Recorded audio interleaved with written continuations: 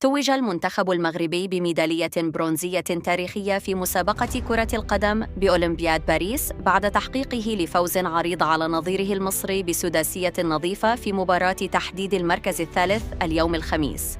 هذه النتيجة تفاعل معها الإعلام المصري والجمهور المصري بالاستياء، كما دونت صفحة فيتو على الفيسبوك: من يتحمل مسؤولية هزيمة منتخب مصر الثقيلة؟ وكما دونت صفحة اليوم السابع: المغرب يهزم المنتخب الأولمبي 6-0 ويتوج ببرونزية أولمبياد باريس للمرة الأولى.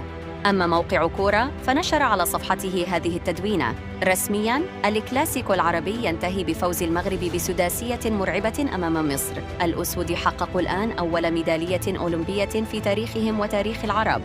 أسود الأطلس دائماً يرفعون راية العرب في المحافل الكبرى. حظ أوفر للمنتخب المصري العريق، ونتمنى لهم حظاً أوفر في المسابقات القادمة. لا تنسوا اللايك والاشتراك في القناة، والسلام عليكم ورحمة الله وبركاته.